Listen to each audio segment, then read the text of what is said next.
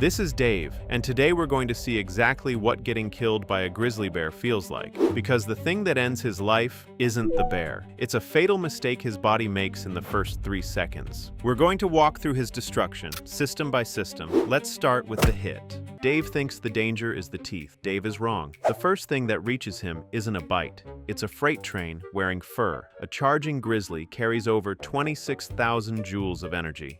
That's a small motorcycle hitting you at full speed. That number arrives before a single tooth or claw touches him. The paw lands first. 5-inch claws, built for digging through frozen dirt. Dave's skin was never the target. It just happens to be in the way. One swipe can carry enough force to drop a full-grown elk. Dave is not a full-grown elk. The strike doesn't cut so much as tear. Skin lifts away from the tissue underneath. And here's what Dave doesn't feel yet. Anything. No scream, no agony. Just a strange, distant pressure, like it's happening to someone else. His body has already made a decision. It just hasn't told him about it, because something in his nervous system flipped a switch the instant he saw the bear. That switch is keeping him alive and lying to him at the same time. To understand why Dave feels nothing, we have to look at what that switch actually did. Welcome to the most useful lie your body ever tells you. People who survive mauling say the same eerie thing. They watched it happen, and it didn't hurt. They heard the crunch. They felt the pressure, but the pain just wasn't there. This isn't shock in the movie sense. It has a name.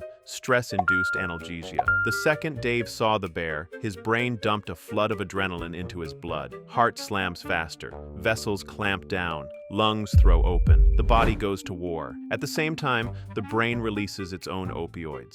Natural painkillers, stronger than morphine. They slam a gate shut in his spinal cord, blocking the pain signals before they ever reach his mind. There's a second trick too. Pressure signals travel faster than pain signals, so Dave's brain registers, something is crushing me, long before it registers this hurts. For a few minutes, Dave is a calm passenger in a body being taken apart. Evolution built this for one reason. A creature that freezes in agony dies. A calm one might escape. But this gift has a dark side. It hides how bad things really are. Survivors have stood up and walked for miles, not realizing they were bleeding out. Which raises the real question: how much blood does Dave actually have to lose? The answer is smaller than he'd like. Dave has about 5 liters of blood, less than a big bottle of soda. He can lose a little and feel fine. He can lose a lot and not even notice, thanks to that painless lie. But the bear didn't make a clean cut. It crushed, held, and tore. Small vessels can pinch themselves shut. A big torn artery cannot. When a major artery opens,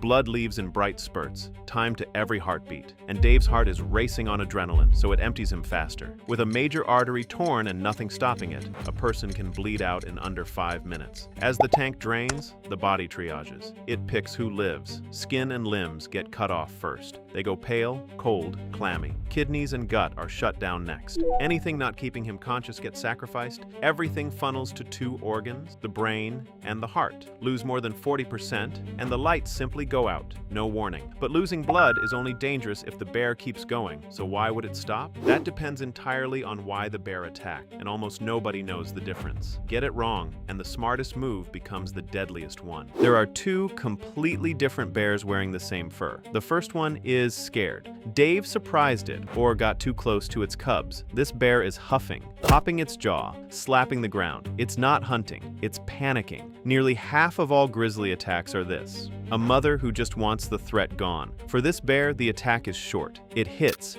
it confirms Dave is no longer a problem, and it leaves. Most defensive maulings last under 2 minutes. Brutal, but over fast. Then there's the second bear, and it is not afraid at all. No huffing, no warning. It is silent, focused, and smelling the air. This bear sees food. Predatory attacks are rare. They are also the ones that don't stop on their own. And here's the trap. The correct response to one of these bears is fatal against the other. Against the scared bear, you go still. You stop being a threat, and it loses interest. Against the hunting bear, going still is just lying down on the dinner plate. Same body, same position, opposite outcome. And Dave has about 3 seconds to choose. We'll come back to which choice he makes. First, the part of him the bear wants most. And it is exactly the part he can't afford to lose. When a grizzly attacks a human, it goes for the head and neck first, almost every time. Victims get wounded on the head, face, and neck about 4.5 times more than anywhere else. This isn't random. The bear rears up to tower over Dave, then strikes downward. From up there, the easiest thing to reach is whatever's on top, Dave's head. And the head is where you end a fight fastest. Crush it, and the threat is over. Here's the problem. Dave's face is not built for this. His cheekbones and upper jaw fracture at a fraction of the force the bear's molars deliver. The thick front of the skull resists a little better. The face simply doesn't. Then there's the scalp, and the scalp has a nasty secret. It's packed with blood vessels held wide open by tough tissue.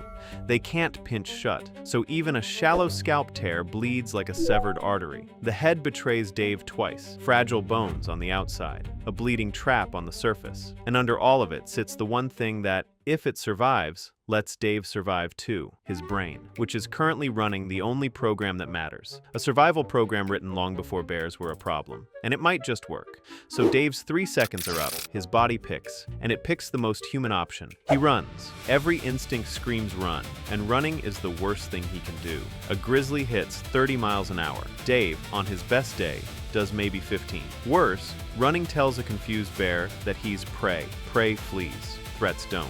The second instinct is just as bad. Dave wants to fight the scared bear back. Against a frightened bear, fighting just confirms the threat and makes the mauling longer. So the two things every cell in Dave's body wants to do are the two that get him killed. The move that actually works feels insane. Lie down. Do nothing. Let it happen. Go face down. Lace your fingers behind your neck. Spread your legs so it can't flip you. This covers the arteries in his neck and shields his fragile face in the dirt. To a scared bear, a still, silent Dave is no longer worth fighting. The threat is gone, but remember, there were 2 bears, and this only works for one of them. Lie still for the hunting bear, and Dave just made its job easy. So how does he tell them apart? That answer is coming. But first, suppose Dave survives the bite. He's not safe yet. Let's say Dave wins. The bear leaves. He's bleeding, broken, but alive. Dave thinks the danger walked off into the woods. Dave is wrong again. The bear left something behind. Its mouth is a swamp of bacteria. A bear bite isn't a clean cut. It crushes tissue and injects germs deep where blood can't reach. That dead, oxygen-starved tissue is paradise for the nastiest bacteria. One of them causes flesh-eating infection. Another comes from soil on the bear's claws. Tetanus. Within hours, a wound that looked survivable can turn into a body-wide infection. This is why a mauling can kill days later, in a clean hospital bed, far from any bear. Saving him means cutting away every scrap of dead tissue and flooding him with antibiotics. And the face the bear targeted? Rebuilding it can take months or years of surgery, so the bite is just the opening move. The body fights a second war after the bear is gone. Which brings us all the way back to the question we opened with. What was the one move in the first 3 seconds that decided everything? Time to pay that off. Here's the truth. The grizzly was never really what decided Dave's fate. 800 pounds, 5-inch claws, bone-crushing jaws. None of it was the deciding factor. The deciding factor was whether Dave could read which bear he was facing in 3 seconds. A loud, huffing, jaw-popping bear is scared. That one you do not fight and you do not run. You drop, cover your neck, and become boring. The threat ends and it leaves. But a silent bear, calm, sniffing, stalking, is not scared. That one sees a meal. For that bear, lying still is surrender. You fight with everything, aiming for the eyes and nose. One bear, you go limp. The other, you go wild. Mix them up, and the math turns lethal. And the single best tool beats both instincts anyway, a cloud of pepper spray. It stops bears in over 9 of 10 encounters, and almost everyone who uses it walks away unhurt. No aim required, just a wall of fire for the lungs. It beats panic, because panic has no plan. So the answer was never how strong the bear is.